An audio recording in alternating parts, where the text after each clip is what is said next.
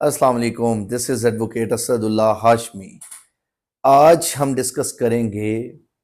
Criminal justice system में criminal trial की importance. Number two, हम complete step by step procedure जो है ट्रायल का वो हम इंशाल्लाह कंप्लीट डिस्कस करेंगे। स्टेजेस ऑफ ट्रायल और क्रिमिनल ट्रायल में एफआईआर से ऑफेंस की कमीशन से लेके फाइनल अपील तक का कंप्लीट प्रोसेस जो है वो इंशाल्लाह हम वन बाय वन डिस्कस करेंगे। और उसमें what are the relevant provisions of CrPC जो कि स्टेप बाय स्टेप यूज होती हैं, उनको भी हम डिस्कस करेंगे। नंबर टू, उसमें किन किन बातों का ख्याल रखना है वो भी हम इंशाल्लाह प्रिकॉशनरी मेजर्स जो हैं उनके ऊपर भी फोकस करेंगे। फिर किन किन जगहों पे किसी एक्यूज्ड को डिस्चार्ज किया जा सकता है, किन किन स्टेजेस पे आप एक्विटल पिटीशन फाइल कर सकते हैं, चार्ज कब फ्रेम होता है और चार्ज फ्रेम होने के बाद जब ट्रायल स्टार्ट होता है तो उनमें किन किन चीज़ों का ख्याल रखना है, और जब जजमेंट अनाउंस होती है तो क्या जजमेंट के ऊपर अपील जो है वो फाइल होगी, तो किस फोरम पे फाइल होगी और क्या रेलिवेंट लॉ या रेलिवेंट सेक्शन क्या है। और हम इंशाल्लाह इसमें role of police, role of prosecution, role of magistrate और role of accused and complainant, इन बारी बारी इन सब चीज़ों को इंशाल्लाह वन बाय वन हम डिस्कस करेंगे इन डिटेल। तो मेन फोकस ये होगा, if you want to be a successful criminal lawyer, जो क्रिमिनल प्रैक्टिस में जो है वो बेस्ट लॉयर हो, तो आपके लिए इट्स वेरी इंपॉर्टेंट कि आपको कंप्लीट ट्रायल आना चाहिए इर्रेस्पेक्टिव ऑफ द सेक्शंस के। जो सीआरपीसी है वो बेसिकली एक सेक्शन से 565 तक ऑलमोस्ट सारे सेक्शंस जो है वो प्रोवाइडेड है, लेकिन ट्रायल जो है वो बेसिकली डिफरेंट सेक्शंस को पिक एंड चूज करके, तो हम उसके अकॉर्डिंगली जो है वो इंशाल्लाह आज का लेक्चर जो है वो कन्फाइन करेंगे सिर्फ क्रिमिनल ट्रायल पे कि यंग फ्रेश ग्रेजुएट्स जो हैं वो उनको नहीं पता होता कि फॉर एग्जांपल अभी एफआईआर लॉन्च हुई है तो नेक्स्ट क्या करना है, या अगर बेल की हद तक उनको पता है तो उसके बाद क्या करना है, चलान कब आएगा, अब कॉपीज कब सप्लाई की जाएंगी, चलान में किन किन चीज़ों में इन्होंने रोल प्ले करना है बीइंग ए कंप्लेनेंट्स काउंसिल या कंप्लेनेंट या फिर एक्यूज्ड का काउंसिल। तो इन सारी चीज़ों को practical aspects of trial advocacy को हम इंशाल्लाह इसमें वन बाय वन डिस्कस करेंगे। Number one, criminal justice system को एक्टिव करने के लिए सबसे पहला जो काम है वो ऑफेंस की कमीशन है। कोई भी शख्स पहले ऑफेंस कमिट करता है, और ऑफेंस जब वो कमिट करता है तो फौरी तौर पे क्रिमिनल जस्टिस सिस्टम जो है वो एक्टिव हो जाता है। और क्रिमिनल जस्टिस सिस्टम में जो ही ऑफेंस कमिट हुआ तो आपको पता होना चाहिए कि ऑफेंस की डेफिनेशन कब कंप्लीट होती है। नंबर वन, ऑफेंस कब होगा? जब उसके अंदर मेंजरिया होगा, बैड इंटेंशन अगर पार्टी की है किसी को नुकसान पहुंचाने की, तो फिर आपका जो है वो ऑफेंस कंसीडर होगा। नंबर टू, अगर उसमें उस बैड इंटेंशन को एक्शन परफॉर्म करते हुए आपने कोई एक्ट परफॉर्म कर दिया तो एक्टस रिया उसमें होना मस्ट है। थर्ड वन, उसके अंडर कोई ना कोई किसी दूसरी पार्टी को नुकसान पहुंचाना या हार्म पहुंचाना जो है वो होना चाहिए, तब वो ऑफेंस की डेफिनेशन में आएगा। फोर्थ वन ये कि वो डिक्लेयर्ड, जो एक्ट परफॉर्म हुआ वो डिक्लेयर्ड ऑफेंस होना चाहिए जिसकी punishment substantive law Pakistan penal code में प्रोवाइडेड है। जब ऑफेंस कमिट हो जाता है तो फिर जो विक्टिम है या उसके कोई लीगल हेयर या जो भी शख्स वहां मौजूद था, फौरी तौर पे वो कंप्लेन लॉन्च करने पुलिस स्टेशन जाता है। जब आप पुलिस स्टेशन जाएंगे तो पुलिस स्टेशन वाले सबसे पहले चेक करेंगे कि क्या वो ऑफेंस जो कमीशन हुई है जिस ऑफेंस की, क्या वो कॉग्निजेबल ऑफेंस है या नॉन कॉग्निजेबल ऑफेंस है। तो ये आपको कैसे पता चलेगा कॉग्निजेबल ऑफेंस या नॉन कॉग्निजेबल ऑफेंस का? तो ये आपको स्केड्यूल जो है शेड्यूल 2 ऑफ द सीआरपीसी में प्रोवाइडेड है कि कौन सा ऑफेंस कॉग्निजेबल है, कौन सा नॉन कॉग्निजेबल है, या कौन सा कंपाउंडेबल है, किसकी सजा क्या है, और ट्रायलेबल बाय सेशन कोर्ट है या मैजिस्ट्रेट है। ये सारी चीजें वहां से आपको पता चल जाती हैं। जब ऑफेंस कमिट हो जाता है उसके बाद क्या होता है कि आप एफआईआर लॉन्च कराने जाते हैं। तो जो ही एफआईआर लॉन्च कराने, अगर कॉग्निजेबल ऑफेंस है, जो हीनियस नेचर के ऑफेंस होते हैं, तो फिर उसमें क्या होता है कि कॉग्निजेबल ऑफेंस में अंडर सेक्शन 154 सीआरपीसी जो एसएचओ कंसर्न्ड है या स्टेशन हाउस ऑफिसर जो भी हो, वो is duty bound to lodge an FIR. तो उसके ऊपर ऑब्लिगेशन है कि कॉग्निजेबल ऑफेंस में फौरी तौर पे एफआईआर देगा और उसमें वो विदाउट वारंट अरेस्ट भी कर सकता है। अब अगर नॉन कॉग्निजेबल ऑफेंस है तो नॉन कॉग्निजेबल ऑफेंस में रपट होती है ऑब्वियसली, जैसे गाड़ी आपकी जो है वो स्पुर्दारी का इशू है, कोई बाइक की स्पुर्दारी का इशू है, जो पैटी केसेस हैं जिनकी छोटी मोटी पनिशमेंट फाइन वगैरह होता है, तो उनके अगर मामलात हैं तो उसमें रपट होती है। और फिर रपट में क्योंकि उसको अंडर सेक्शन 155 नॉन कॉग्निजेबल की एफआईआर होती है और सब क्लॉज 2 उसका कहता है, उसी में प्रोवाइडेड है कि मैजिस्ट्रेट की परमिशन से ही जो है वो एफआईआर लॉन्च होगी, और उसका सब क्लॉज 2 कहता है जो ही एफआईआर लॉन्च होगी तो देन फिर उसकी इन्वेस्टिगेशन स्टार्ट होगी। जो 154 में एफआईआर लॉन्च होती है उसकी इन्वेस्टिगेशन अंडर सेक्शन 156 सीआरपीसी में जो है वो होती है। अब जब एफआईआर लॉन्च हो गई उसके बाद इन्वेस्टिगेशन स्टार्ट हुई, तो इन्वेस्टिगेशन के दौरान अगर कॉग्निजेबल ऑफेंस है तो इमीडिएटली पुलिस ऑफिसर जो है वो अरेस्ट की तरफ जाएगा। जो कि अरेस्ट कैसे करना है, पुलिस की पावर्स हैं वो सेक्शन 46 से ऑनवर्ड 54 सीआरपीसी में प्रोवाइडेड है कि अरेस्ट कैसे किया जाएगा, अरेस्ट करने के बाद उसको सर्च कैसे किया जाएगा, जो सर्च उससे जो उसकी पॉकेट से जो कुछ सामान निकलेगा उसको कैसे मिसल पे लाना है, फिर उसके बाद जो है उसको अगर फॉर एग्जांपल वो भाग जाए या भागने की कोशिश करे तो तब क्या उसने मैया टेकअप करने हैं पुलिस वालों ने, अगर कोई फीमेल है तो उसके साथ जो है वो कैसे लेडी पुलिस जो है वो अल्टीमेट जो है वो उसकी रिस्पेक्ट और मोडेस्टी का ख्याल रखते हुए उसको सर्च किया जाएगा। और अगर रेप के विक्टिम हैं या फॉर एग्जांपल अननेचुरल ऑफेंसेस तो उसके लिए not below the rank of ASP जो है वो इन्वेस्टिगेशन करेगा, ये उसमें प्रोवाइडेड है 46 से ऑनवर्ड। अब नेक्स्ट अगर आप आ जाएं, जब ये हो गया सारा मामला, तो जब वो अरेस्ट हो गया, अब अरेस्ट होने से पहले एफआईआर हुई है, जो ही एफआईआर हुई तो अक्यूज्ड के पास जो ही उसको पता चला कि मेरे खिलाफ एफआईआर हो गई है तो अक्यूज्ड के पास राइट आ जाएगा कि वो प्री अरेस्ट बेल में जा सकता है। तो वो फौरी तौर पे कॉग्निजेबल ऑफेंस में pre arrest bell under section 498 CrPC में बेल के लिए जाएगा before the court of session कि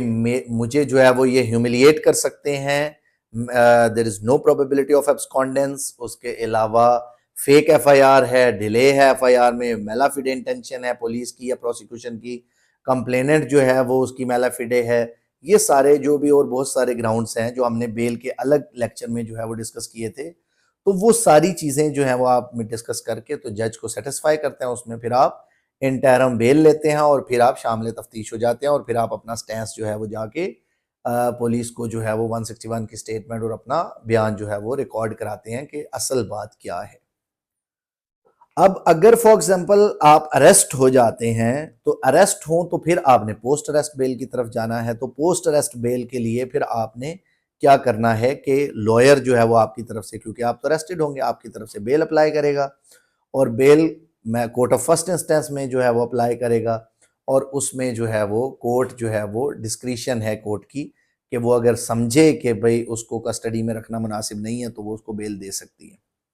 अब आ जाते हैं हम जब अरेस्ट पे हुआ, जब अरेस्ट हो गया तो अरेस्ट होने के बाद फौरी तौर पे police officer with in 24 hours उसको पेश करेगा बिफोर द एरिया मैजिस्ट्रेट। और जो ही वो पेश करेगा तो एरिया मैजिस्ट्रेट क्या करेगा, और वो पुलिस वाला एरिया मैजिस्ट्रेट से उसकी फिजिकल कस्टडी जो है वो फिजिकल रिमांड जो है वो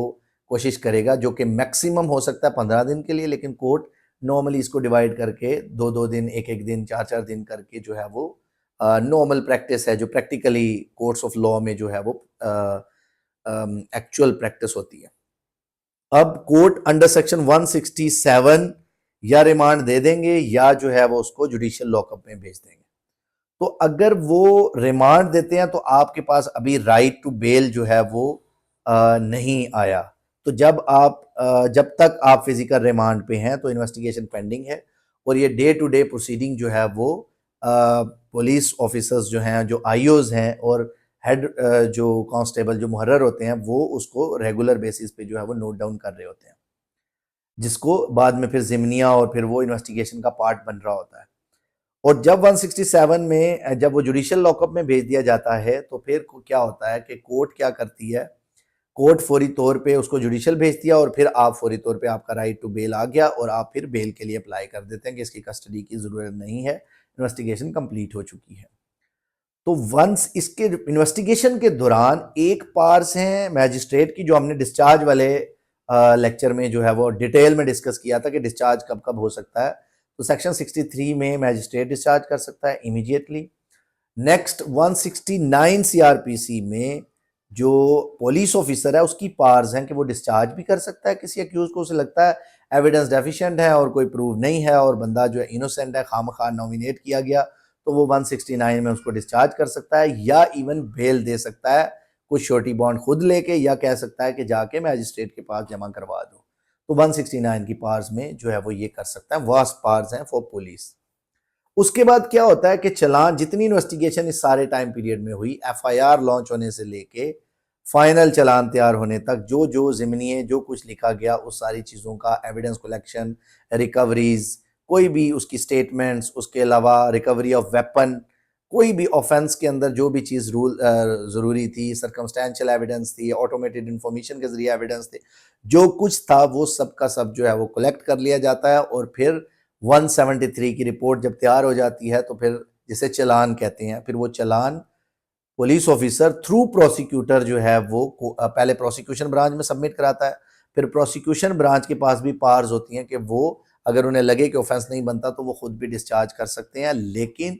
होता क्या है कि वो उन्होंने स्क्रूटिनाइज करना होता है सारे चालान को। अगर उन्हें लगे कि ये जो है फर्दर चालान जो है वो सबमिट होके फर्दर कन्विक्शन हो सकती है या प्रोसीडेबल है केस, तो फिर वो मैजिस्ट्रेट को फॉरवर्ड कर देता है 173 की रिपोर्ट। जो ही मैजिस्ट्रेट को फॉरवर्ड होती है तो मैजिस्ट्रेट इशू ऑफ प्रोसेस करता है। अब issue of process 68 to onward 87 जो है सीआरपीसी में प्रोवाइडेड है कि इशू ऑफ प्रोसेस में समन करेगा, समन के बाद वो वारंट निकालेगा, बेलेबल, फिर नॉन बेलेबल, उसके बाद फिर अगर नहीं आता तो फिर उसके बाद पीओ डिक्लेयर करेगा, जिसे प्रोक्लेम्ड ऑफेंडर इश्तिहारी जिसे कहते हैं। तो फिर जब वो नहीं आएगा तो फिर 87 में उसकी ऑक्शन, वो जो है अटैचमेंट ऑफ प्रॉपर्टी और फिर ऑक्शन वगैरह स्टार्ट, यानी ये सारे कोर्सिव मैयर हैं जो है उनको समन करने के, कंप्लेनेंट हो या एक्यूज हो, जो ना आ रहा हो उसके लिए ये प्रोवाइडेड है प्रोसेस। फिर जब दोनों पार्टीज अपीयर हो जाएं और अपीयर होने के बाद फिर कोर्ट क्या करती है, जब जो ही अक्यूज अपीयर होता है तो अक्यूज को, अगर मैजिस्ट्रेरियल ट्रायल है तो 241 से लेके ऑनवर्ड 250 तक मैजिस्ट्रेरियल ट्रायल है, और अगर सेशन ट्रायल है तो 265 के से लेके ऑनवर्ड 265 एन तक जो है वो सेशन ट्रायल है, उसमें उसी में हाई कोर्ट्स का ट्रायल भी है। तो हम मैजिस्ट्रेरियल ट्रायल पढ़ेंगे, सेशन ट्रायल भी, बस प्रोविजन का डिफरेंस है, 241 की बजाय 265 ए से शुरू है ऑनवर्ड, तो लेकिन तकरीबन प्रोसेस सेम है। 241 ए में तो होता क्या है कि कोर्ट फौरी तौर पे जब दोनों पार्टीज अपीयर हो जाती हैं कोर्ट में, तो कोर्ट फौरी तौर पे जो कॉपीज ऑफ चालान और एविडेंस व्हाटएवर जो भी एक्यूजिशन है, जो प्रोसिक्यूशन का केस है, उसकी कॉपीज सप्लाई कर दी जाती हैं टू द अक्यूज्ड, चाहे वो एक है चाहे 10 अक्यूज जितने भी हैं उनको कॉपीज प्रोवाइड कर दी जाती हैं। और कॉपीज प्रोवाइड करने के बाद जो अक्यूज्ड जो जज साहब हैं वो फौरी तौर पे चार्ज फ्रेम करते हैं। हमने प्रीवियस एक लेक्चर में पढ़ा था कि चार्ज फ्रेम कैसे होगा और उसके ग्राउंड्स क्या क्या हैं। प्रोसेस जो है इसका सेक्शन 221 से लेके 239 सीआरपीसी में प्रोवाइडेड है कि आपका जो है वो चालान के बाद जो है चार्ज फ्रेम होगा, चार्ज फ्रेम कैसे होगा, उसको जो है वो कैसे आप ड्राफ्ट करेंगे, मैजिस्ट्रेट कैसे जो है वो उसको जो है वो किन किन बातों का ख्याल रखेगा, ऑफेंस की डेफिनेशन होगी, उसके बाद उसको जो भी अक्रेंस होगी उसके बारे में कन्वे करेगा अक्यूज्ड को मैजिस्ट्रेट कि आपके अगेंस्ट ये एक्यूजिशन है, डू यू प्लीड गिल्टी, और उसे पूछेगा कि आप इसको प्लीड गिल्टी करते हैं या नहीं। अगर वो कह देता है कि जी यस आई प्लीड गिल्टी, तो फिर वो कन्फेशनल स्टेटमेंट की तरफ 164 364 की तरफ चला जाएगा मामला। और अगर फॉर एग्जांपल वहां से कन्फेशनल स्टेटमेंट के बाद साथ ही कन्विक्शन हो जाती है, और अगर इन केस वो चूज करता है ट्रायल की तरफ, तो फिर ऑटोमेटिकली ट्रायल स्टार्ट हो जाएगा। फिर होता क्या, 241 से 249 तक ये सारा प्रोसेस चलता है। अब फिर प्रोसिक्यूशन अपने एविडेंस की तरफ आ जाती है, प्रोसिक्यूशन अपनी एविडेंस करवाएगी और एविडेंस स्टेटमेंट्स करवाएगी, और उसके बाद जब वो स्टेटमेंट्स करवा लेंगे तो फिर आप बीइंग ए कंप्लेनेंट्स काउंसिल फिर आपका राइट है क्रॉस एग्जामिन करने का। तो हमारा एक इसमें लेक्चर था एक the art of cross examination. तो अगर आपने वो देखा है तो आपको पता होगा कि क्रॉस एग्जामिनेशन कैसे करना है। तो क्रॉस एग्जामिनेशन जो है वो आपकी तरफ से होगा जिसमें आपने इम्पीचमेंट करनी है क्रेडिबिलिटी ऑफ विटनेसेस की जो कि प्रोसिक्यूशन के विटनेस हैं, डेंट क्रिएट करना है या कोई डाउट क्रिएट करना है जिससे उसका बेनिफिट जो है वो आपको बीइंग अक्यूज जो है वो आप ही को मिलेगा। तो जो क्यूएसओ है उसमें प्रोवाइडेड है कि कैसे जो है वो 151 से 155 क्यूएसओ में प्रोवाइडेड है कि उनकी क्रेडिबिलिटी को इम्पीच कैसे करना है आपने जो विटनेसेस हैं। तो वो क्योंकि क्यूएसओ एक बैकबोन की जो है वो हैसियत रखता है इन क्रिमिनल ट्रायल भी और as well as in civil trials. तो इट्स वेरी इंपॉर्टेंट कि आपकी being a legal expert QSO पे कमांड होनी चाहिए। तो क्योंकि burden of proof as per QSO 117 to 129 burden of proof क्या है, the person who assert he has to prove. तो वो बर्डन ऑफ प्रूफ प्रोसिक्यूशन पे है और उन्होंने प्रूव करना है। तो अगर आप डेंट क्रिएट कर पाए ड्यूरिंग क्रॉस एग्जामिनेशन पुलिस को विटनेसेस को जो भी लिस्ट प्रोवाइडेड थी तो वो आप उनको जो है वो उनकी डेंट कर लें। तो फिर आपको वहाँ पे 240 जो 340 और 342 में स्टेटमेंट्स रिकॉर्ड करते हुए आपने खुद बीइंग ए गुड काउंसिल आपने डिटरमिन करना है कि क्या आपने जो 340 की स्टेटमेंट है वो करानी है या नहीं, या 342 में स्टेटमेंट करानी है। तो ये आपने उस वक्त देखना है कि अगर फॉर एग्जांपल आपने डेंट बहुत सारे क्रिएट कर दिए हैं प्रोसिक्यूशन के केस में, उनकी जो है वो क्रेडिबिलिटी और मटेरियल एविडेंस को जो है वो इंजर कर दिया आपने और उनका जो है वो झूठ पकड़ा गया, तो फिर आपको उधर अक्यूज्ड की स्टेटमेंट जो है वो कराने की ज़रूरत नहीं है। तो फिर उसमें क्या होता है, अदरवाइज अगर आप उसकी स्टेटमेंट 342 के अंदर ले जाते हैं तो 340 में, तो फिर उसका फिर मामला ये होता है कि आपको भी फिर क्रॉस एग्जामिनेशन का राइट जो है वो दूसरी पार्टी को मिल जाता है, वो क्रॉस एग्जामिन कर सकते हैं। फिर जब ये मामला हो जाता है फिर फाइनल आर्गूमेंट्स होते हैं और फाइनल आर्गूमेंट्स के बाद जजमेंट प्रोनाउंस हो जाती है। जब जजमेंट प्रोनाउंस होती है और फिर उसके बाद पहले जो हीनियस ऑफेंस जैसे मर्डर केस था उसके अंदर पहले 15 दिन के अंदर अंदर आपको जो है वो चाहिए अपील फाइल करनी होती थी, लेकिन अब उन्होंने टाइम एनहेंस कर दिया कि अब वो नई अमेंडमेंट के अकॉर्डिंगली जो क्रिमिनल लॉ में अभी हुई है तो उसमें अब 30 डेज जो है वो लिमिटेशन पीरियड बढ़ा दिया गया है, 30 डेज हो गया। तो आप क्या अगर आपको कन्विक्शन हुई है तो कन्विक्शन के अंदर क्या होता है कि फौरी तौर पे आपने 408 से 410 के दरमियान जो है वो आपने appeal to the high courts करनी होती है। तो अगर आप फॉर एग्जांपल एक्विटल हुए हैं और एक्विटल के अंदर जो है वो आप फिर 417 सीआरपीसी में जो है वो आप before the honourable high court जो है वो उसकी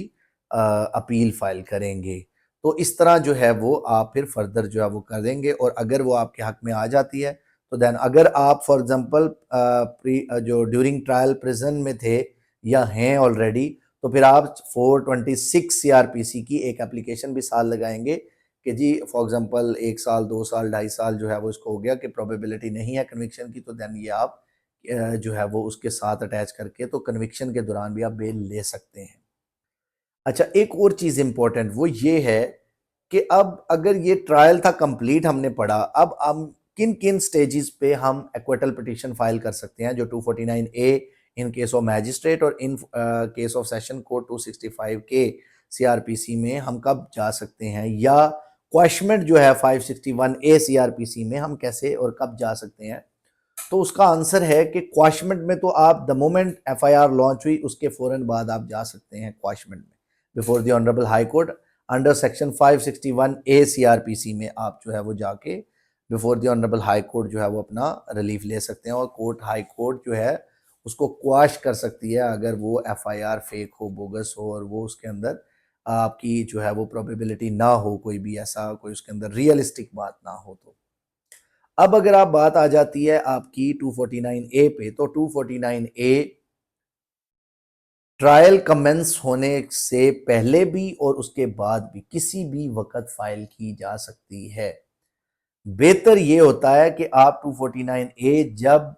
चलान सेंड अप टू कोर्ट हो जाए फौरी तौर पे आप डालो, क्योंकि उसका फायदा ये होता है कि पुलिस ने जो भी इन्वेस्टिगेशन की होती है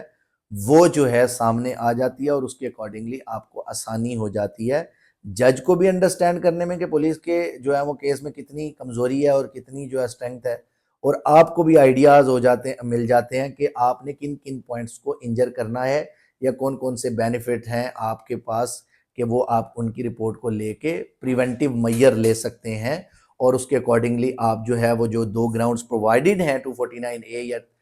265K CRPC में कि प्रोबेबिलिटी ऑफ कन्विक्शन नहीं है और उसके जो है वो जो अक्यूज्ड है उसकी जो उसको कन्विक्शन नहीं हो सकती, दूसरा उनके पास एविडेंस डेफिशिएंट है, तो उसके अंदर जो है वो आप आसानी से जो है वो एक्विटल पिटिशन ले सकते हैं। तो हमने बहुत सारे केसेस में एक्विटल कराया कि ट्रायल जो है वो, क्योंकि ऑब्वियसली एक लेंथी प्रोसीजर है, उसके दरमियान मिसलिनियस एप्लीकेशंस भी बहुत सारी हैं, तो उनको अभी हमने डिस्कस नहीं किया। तो वो जब आपके क्वेश्चंस होंगे, आप